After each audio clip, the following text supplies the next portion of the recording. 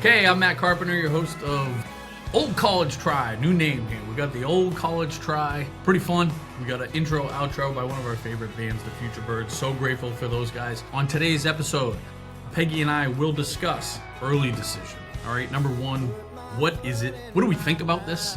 What do we think about early decision within this college space of ours? What does the data say? Okay, what is our likelihood of being accepted or not into colleges if we decide to apply early decision? And then what have we seen? What's our experience with families that are accepted early decision? How does that generally play out based on our experiences on the front lines working with families here? And lastly, should you do it? How do we coach it? So I think a really interesting episode today, and thanks for joining us. Giving it the old college try. I can't keep up with you, and I didn't come this far. Okay, Peggy, we got our brought out the big guns today. Yep. Special occasion for those of you that are not watching us. Those of you listening, we wore our cap tie-dye shirts today, right? Me and Peggy are both wannabe hippies at heart. Maybe we even are. Yeah, I would have been at Woodstock if I wasn't, 3 or whatever age I was. Yeah, same. There you go. Well, today's kind of a fun new episode, turning over a new page of sorts. We got a new name, Old College Try. You guys heard the intro, okay? That is the Future Birds playing College Try. That is going to be our new intro, outro music. And Peggy, I'm actually going to throw this on you right now. I forgot to tell you this in the green room. Yeah. And I think what we'll try to do is the beginning of each episode. We kind of talked about this before, but one of us, maybe we can trade off every other week. Tell our audience about a song that they should listen to. They may or may not know it, but they should listen to this song or they should listen to this artist. So of course we have to start with the Future Birds, the Future Boyos, as I like to call them. Unbelievable kind of rock and roll band, Southern guys. They met each other University of Georgia. Go Dogs. Down in Athens, and I've heard them referred to as psychedelic country. I can kind of get behind that, but just very unique sound. They got 3 lead singers that kind of all 5 of them write the music. They're just, and by the way, just phenomenal human beings. Very, very good people. Very generous to give us the rights to their song, which is a pretty stinking popular song. So I want you to start. Obviously, I want you to listen to all of College Try. Okay, I want you to listen to a song called Waiting on a Call. Okay, so it's College Try, Waiting on a Call. Okay, and then it's going to be Put Up, Keep Up. Those are that's where I want you to start for the Future Birds.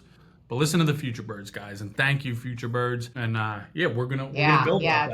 It's awesome, and I just want our listeners to know you're probably looking at the 100% fan club president of the Future Birds. This dude here.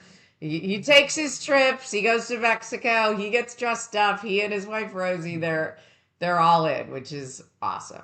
I'm a fanboy, and I'm not ashamed to admit it, Peggy. I am an absolute fanboy, and I'm not ashamed to admit it. But hey, look it.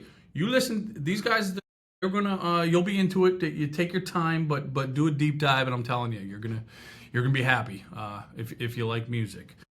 Okay, Peggy, we have, I think, a very hot topic to talk about today. We have some pretty strong opinions here. I think it's something that everybody should be really thoughtful with, right? Especially, obviously, now as we are at kind of D-Day for the class 2026 when we're thinking about this concept of early decision, right? So we're going to, I feel confident that this is worthy of a full kind of conversation, a full episode here. We're going to start at the basics, Peggy, and why don't you do that for us? Why don't you just tell us, what is early decision? What are we even talking about?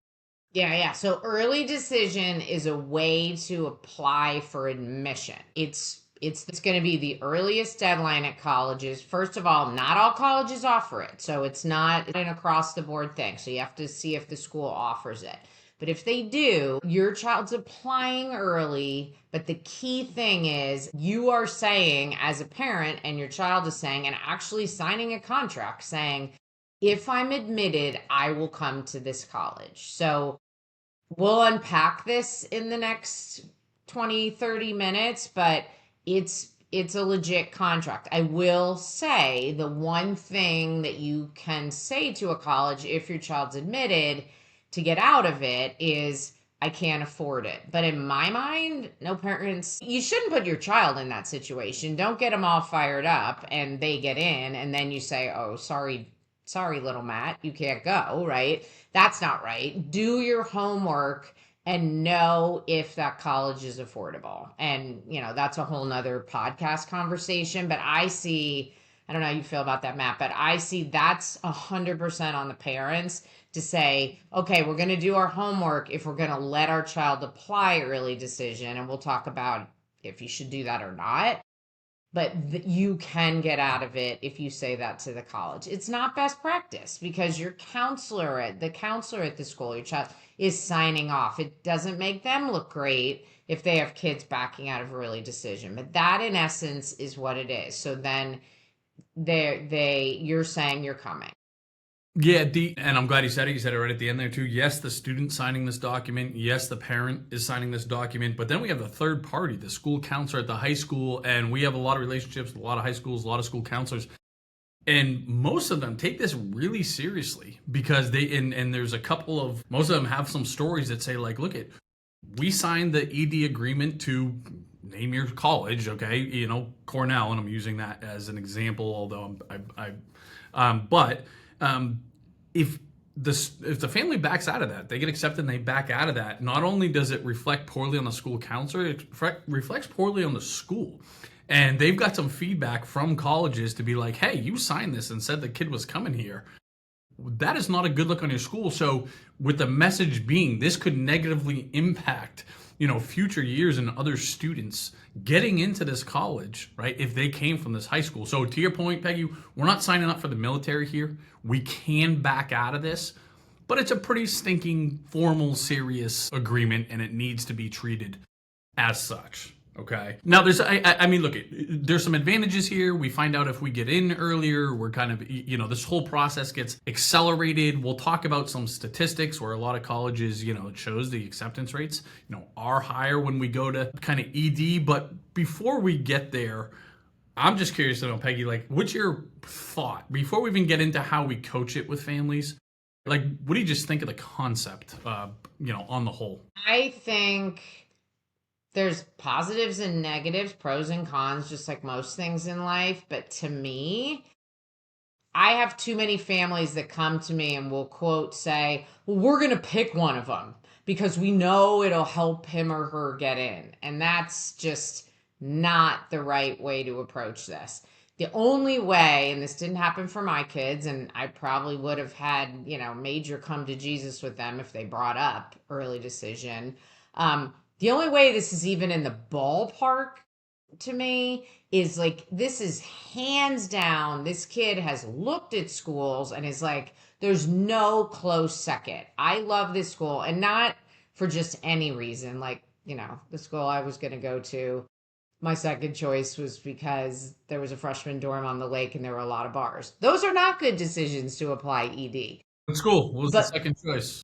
Madison. I would have gone to Wisconsin, Madison. Right. Yeah, I love Madison. Go Badgers. They're not doing very well this year in football. But it's got to be hands down. It's a great personal fit, academic fit. Like, really, this kid is like, there's no other school that comes close. I want to make this my home for 4 years. And as I said before, as parents that you've done your 4-year cash flow. I'll say that again, 4-year cash flow. You're sleeping at night with them, yada, yada, with those numbers, and you're good to go. Otherwise, it's not just, let's just pick one from the list because it's going to help us get in. And we're going to talk about that in a minute. And for a lot of kids, let's be honest, I was 17 years old when I went to college. Like, I was just this immature Jersey girl, right? I mean, I really was.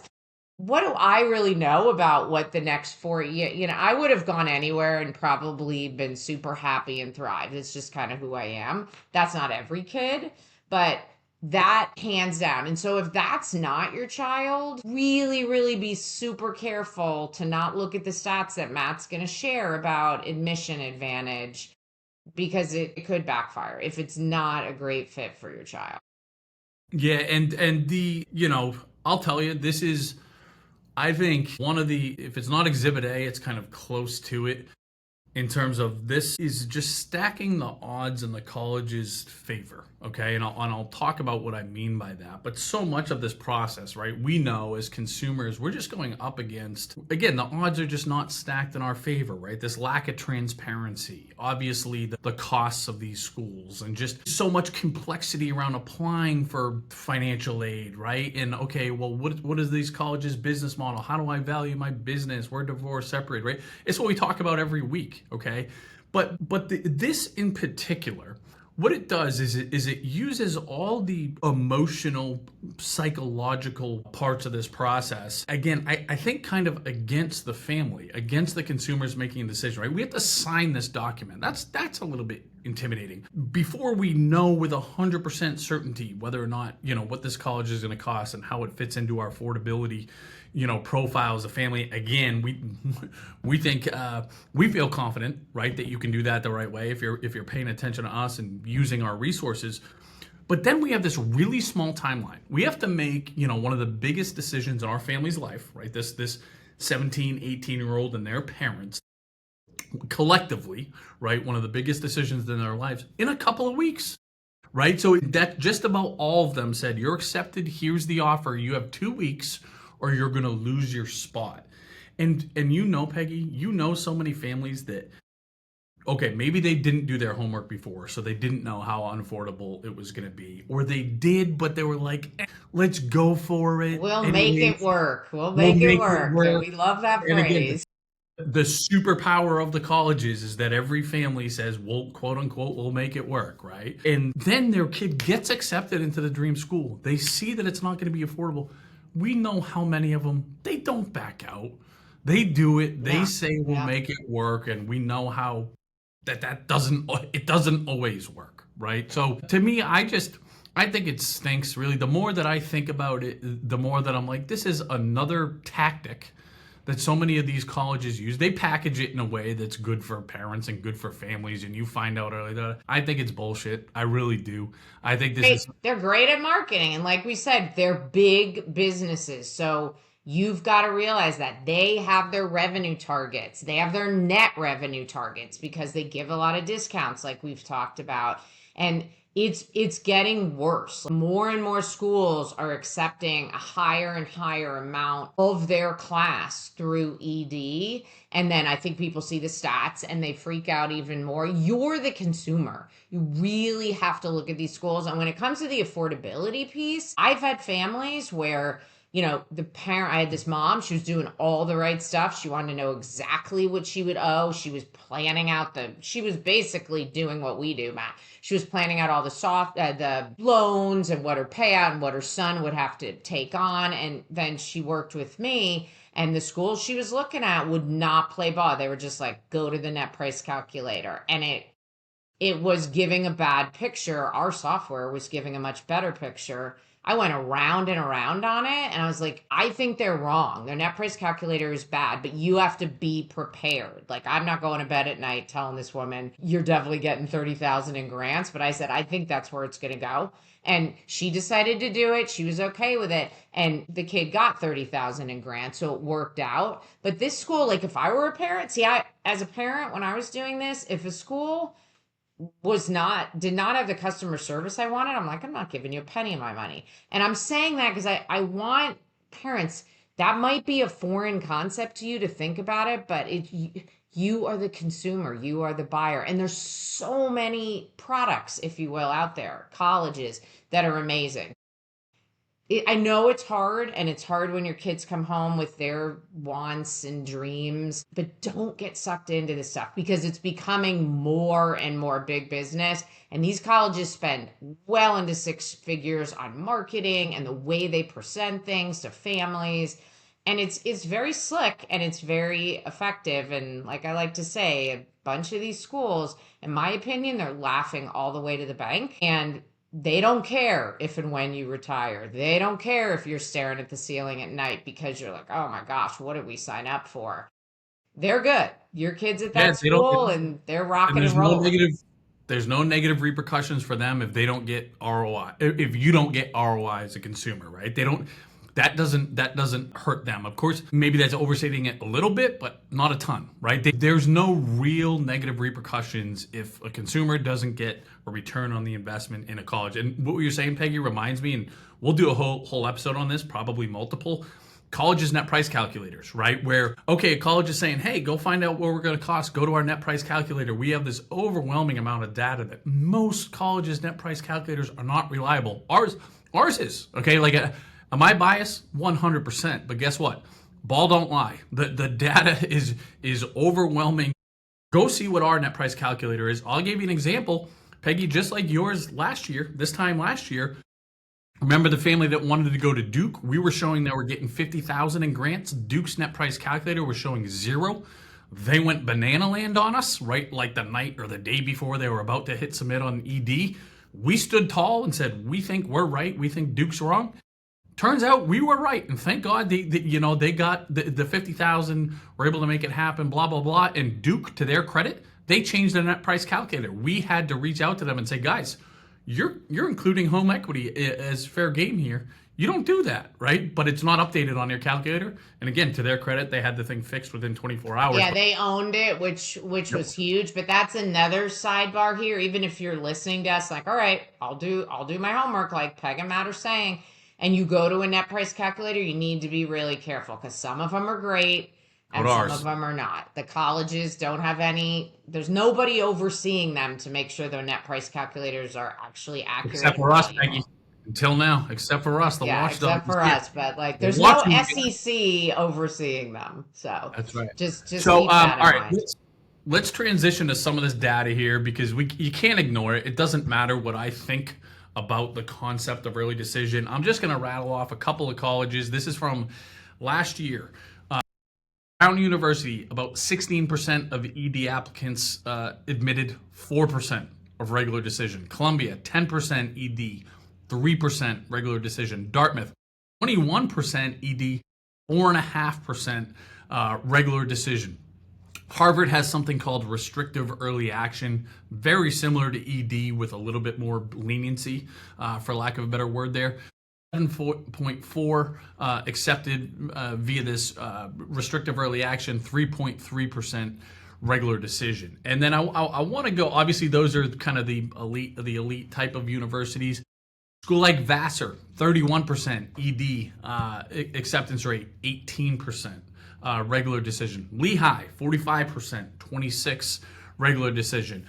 TCU, Texas Christian University, 68% of their ED applicants were accepted. That's only 44 in regular decision. Bentley, just another, again, to give you another kind of example of a school, great little business school up by us here in Boston, 61% of ED kids accepted, 47% regular decision. So obviously I could go on and on. You see the common theme there. A lot more kids, percentage-wise, accepted early decision again at all of those schools. And I was actually trying to look for, does anybody, is it opposite? I couldn't find any. It doesn't mean, I'm sure there are somewhere, like where could it hurt you? But I didn't find one. I don't know that Probably that's not out there. I do want to make the point of the Columbias, the Princetons, the Browns of the world. Don't start making the connection. Well, it's 3% versus 10. My child has a better chance of getting in. If your child is not who they're looking for, it does not matter if you apply ED or regular decision. And I'm not an admissions expert. I've just been around. And if we had one of our experts on here, I'm sure they would completely agree with me. This doesn't mean you have a better chance of getting in if you are not what they're looking for. You're still going to get rejected. It just helps if you're in that group of what they're looking for. And that's a whole nother podcast in and of itself. What are these colleges really looking for? That's not the takeaway. It's just if you are what they're looking for and you're saying, we love you, I want to be at your place, then you're going to have a much higher chance of being accepted than being in that regular decision pool with all those same kind of kids that are equally competitive. But they know that if a kid's applying to one of the Vassars of the world, they're applying to other schools that are competing with Vassar. And so they're competing for students they just are, right? They're businesses, they're competing for business, right? So Yeah, just and keep that in I think mind. these, I also think these, and this is not just one man's opinion here, because the data is a little bit skewed here in the sense that so many of these, it tends to be the type of students that go early decision are these remarkable type of students, just incredibly kind of, gifted overachievers, whatever, have, and again, that's a very common theme for these kind of quote unquote top tier type of students. Your most competitive students generally go early decision, right? More often than not, they kind of pick their favorite of, and that's where they go all in there. So it's a little bit skewed in that sense, where again, you're looking at a pool of applicants that are, again, tend to skew on the more on that Well, and side. I'm going to push back on your word gifted because I hate that word. I like that word, but I think everybody's gifted. It's just however you're gifted. And they are looking for a certain kind of kid. On paper, I should have never got into Cornell. Never.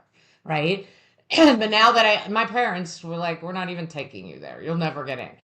Now that I know what I know why I got in. So they're looking for certain types of kids. It doesn't mean it's a shoe in if you fit you fit in that, but yeah, it tends to be privileged kids that can do some of the stuff that they're looking for. I mean, that's a whole nother podcast conversation as well, but yeah, it's just it's Now, and it's only accelerating. And these schools with COVID, I think I know a lot more kids applied to those schools, probably ED and regular, thinking, oh, well, they're test optional.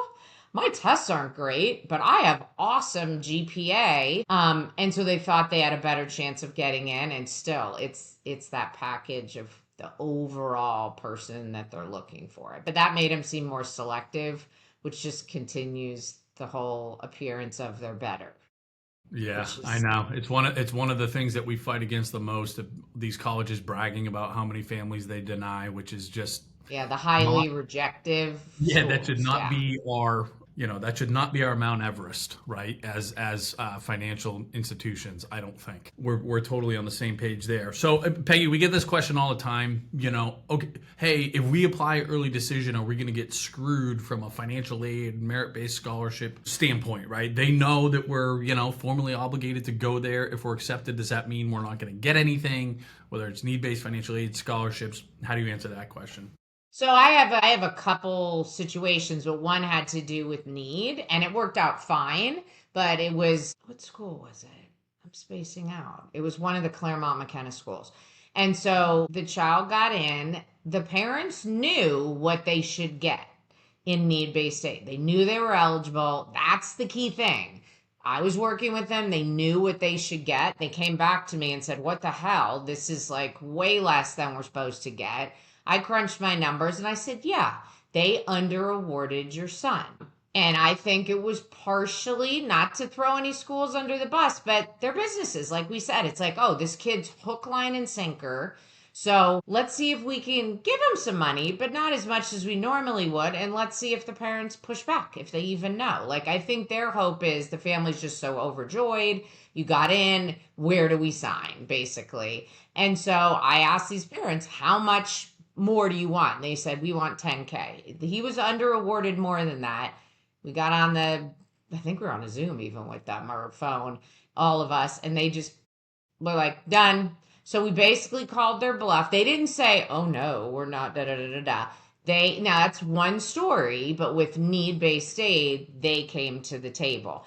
But the thing there is it wasn't that they gave you a pretty good offer. I wish we had other offers that we could be better, that we could, use on appeal. That one worked out because I got him 10 grand more per year for need based. So that's an example of a school. They did play ball, right? They did, do the right thing, and they didn't push back because the parents knew. Parents knew what they were looking for, and they knew basically what they should get based on the college's business plan. So the lesson there is, I think most of these colleges, if you know what you're doing and you reach out and they have under awarded you, sure, they're going to listen to an appeal and there's a decent chance you could be successful. Yeah, and I mean, look, it's like most things in our, kind of college world here. There's not like a catch-all black and white answer that applies to everything, right? So when I get that question, am I going to get screwed? Are these colleges going to give me nothing because they know I'm, obligated to go there? The short answer to that is like no, right? Like I think now again, like everything, it's school specific, it's family student specific. Do I think that colleges use the leverage that they have with ED to their advantage? Of course, right? And we see that it's very common for families to get under awarded a little bit. I would say it's rare that it's like this striking number. Like they would have got 30,000 if they applied regular decision, but they only got 5,000 because they applied ED.